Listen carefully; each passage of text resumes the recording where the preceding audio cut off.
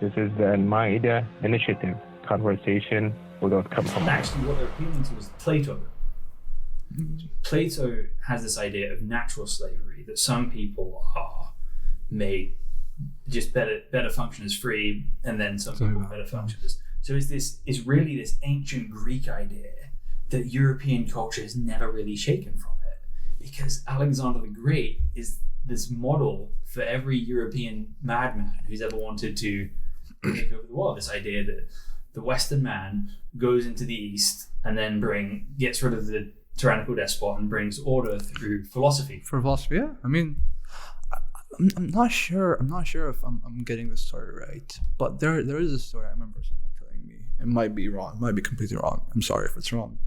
Like an Old Testament story of the three sons, Sam, Ham, and Yam. I know in Arabic, Shem and Ham and Japheth, and the father of Canaan. The father of Africans, on how they, like, the origin of how Africans, the justification of African slavery by European Christians, that happened because Noah got drunk and was not and did not cover himself, and his son passed by him and didn't cover him, and he was condemned to be a servant for the other two kids, the other two sons.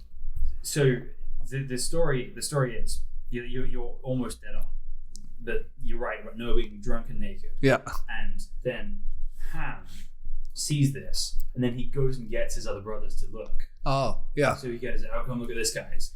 But then Shem and Japheth walk backwards and cover him with a cloth. Yeah. And then Noah says, "Cursed be Canaan."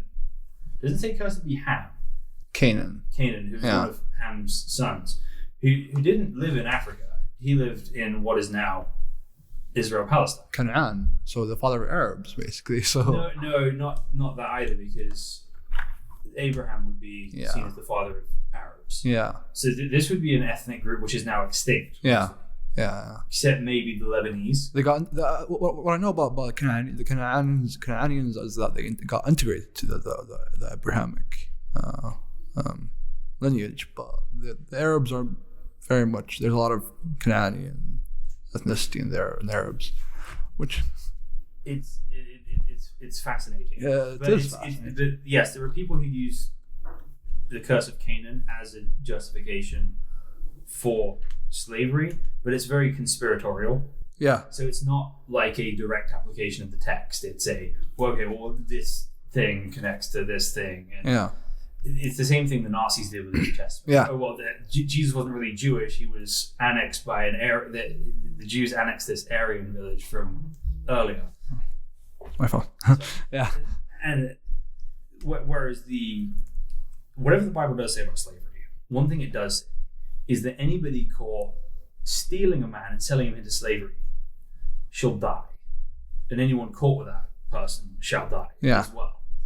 So if you want to justify the kind of slavery that happened in the Middle Passage, you have to make something else up. You have to find some other.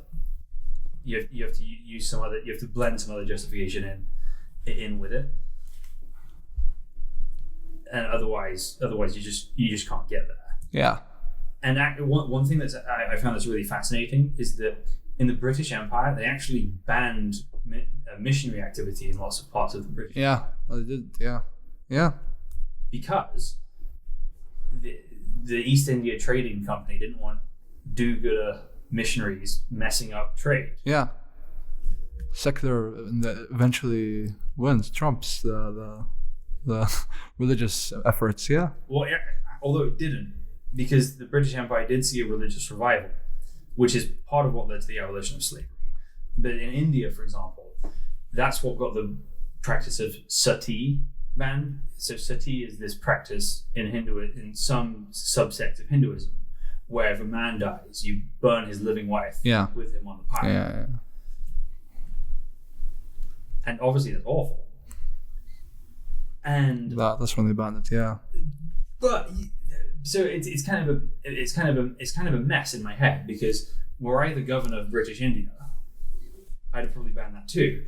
but I also think we shouldn't be there. Yeah, it should be there in the first place. Yeah, which it's a huge question. I mean, especially nowadays, this question where should I bring my opinion on this country or should I just keep it to myself? You know, it's like, but now it's a different version. I mean, when you're just bringing your opinion and not changing laws.